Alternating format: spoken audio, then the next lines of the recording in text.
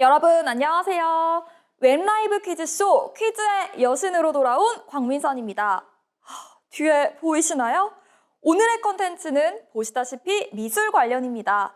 정말 아주 특별한 게스트 한 분을 모셨거든요. 너무 섭외가 어려웠습니다. 바로 여러분께 소개해 드릴게요.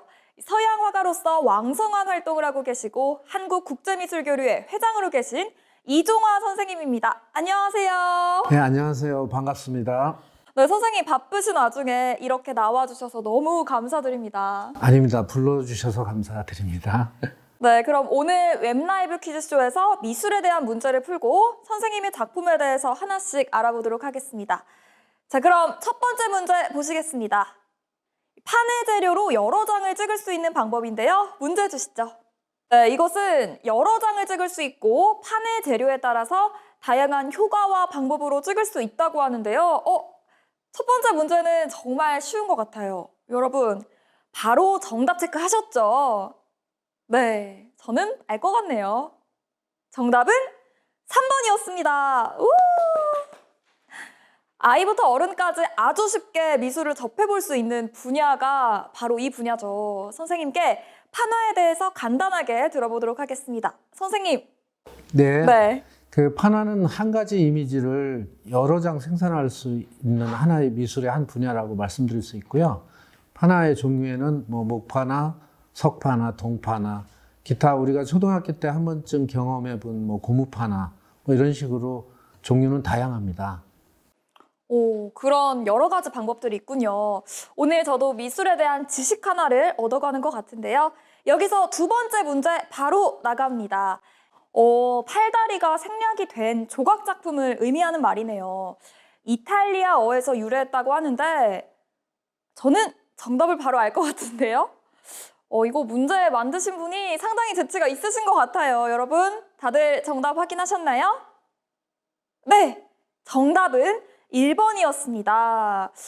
황소, 이 문제의 답 문항을 만드신 분 누군가요? 네. 어쨌든 이 미술 용어 관련해서 선생님께 여쭤보도록 하겠습니다. 선생님 말씀해 주시죠.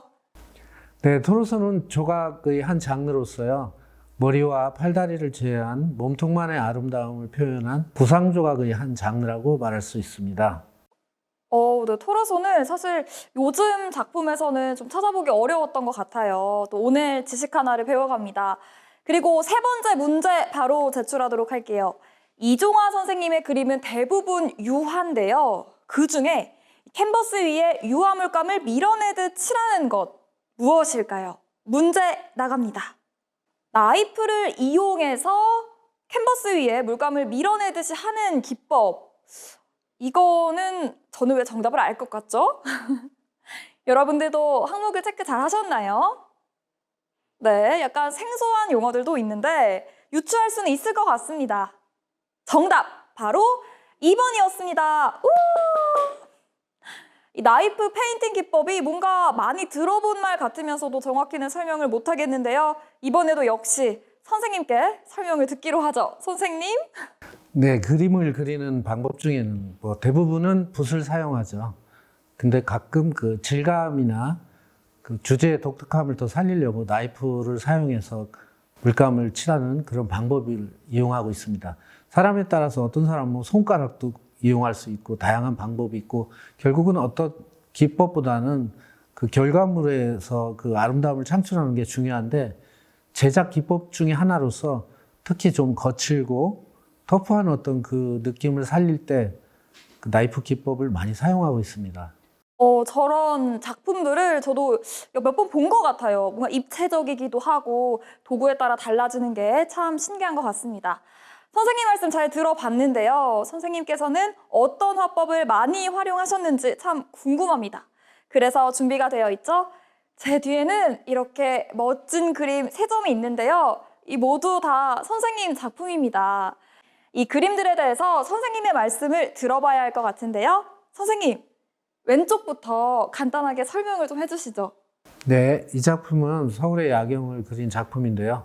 오른쪽에 보이는 부분에 마포대교가 보이고 있습니다.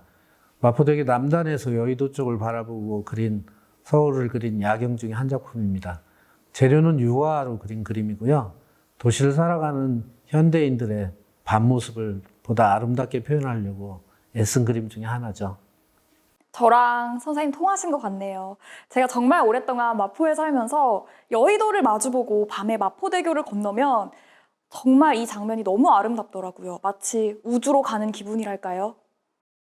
네, 우리나라 사람들 해외에 가서 뭐 다른 도시의 아름다운 뭐 밤 야경을 보고 오시는데 사실 우리나라 서울도 굉장히 야경이 아름답습니다. 제가 외국의 다른 도시들의 야경도 많이 그려봤는데 물론 뉴욕같이 대단히 더 야경이 뭐 화려한 도시도 있지만 뉴욕만은 조금 못할지 모르겠네요. 야경이 화려함이. 하지만 서울의 야경은 서울만의 특별한 야경의 그 매력이 있는 좋은 도시에 살고 있습니다. 우리는. 맞아요. 뭔가 운치가 있는 것 같고 이 앞에 그림이 정말 감성을 자극하는 유화 작품이었다면 제 옆에는 또 다른 느낌의 작품이 있거든요. 아, 네. 전혀 그 느낌이 다른 그림인데요. 이 작품의 제목은 과거와의 소통이라는 제목을 가지고 있습니다. 그 주제가 말해주듯이 저 그 그림의 소재가 조선시대에 있었던 백자를 소재로 그림을 그린 거라서 과거의 예술가들의 그 어떤 예술성이나 이런 거를 현대적으로 소통해 보려는 의도를 가지고 현대적으로 재해석한 그림으로서 보통 우리가 캔버스에 유화나 뭐 아크릴 물감이나 기타 재료들을 이용해서 물감을 이용해서 그림을 그리는데 이거는 밑에 혼합 재료라고 해서 그 질감을 마치 타일 같이 보이는 그 부분이 캔버스 위에 따로 질감을 내서 그 위에 다시 이제 물감을 칠한 작품인데요. 저 사각형의 질감을 낸 이유는 따로 있습니다. 우리가 도시를 살아가는 현대인들의 모습을 약간 도시적인 이미지를 어떻게 찾을까 해서 사각형을 만들게 됐고요. 그 위에 가장 과거에 있었던 예술품을 얹혀서 현대적으로 모던하게 해석하는데 중점을 두었고요. 그 가운데 있는 큐빅이 붙어 있는데요. 진짜 보석인가요? 아, 저거 정말 좋은 오. 보석입니다. 근데 진짜 다이아몬드 붙였으면 좋았을 텐데 그러기에는 좀 힘겹고요.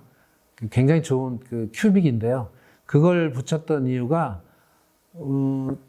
과거의 예술품도 소중하고 지금 현대를 살아가는 현대인도 소중하다는 어떤 의미로 귀한 보석을 붙여서 그 의미를 표현했습니다. 또 옆에는 마지막 작품이 기다리고 있는데요. 너무 설렙니다. 선생님, 설명해 주시죠. 기법은 앞에 그림하고 같은 기법이고요. 제목이 좀 다릅니다. 제목이 이건 관조라고 해서 어떤 사물을 아무런 사심 없이 그야말로 그 본질에만 충실해서 바라본다는 어떤 그런 의미로 관조라는 제목을 붙였어요. 그래서 이제 그 다이아몬드를 바라볼 때 다른 생각 없이 다이아몬드를 그냥 자세히 바라보고 정말 그대로 표현하는, 그래서 그 주제가 가지고 있는 가장 순수한 본질을 나타내려고 그린 그림입니다.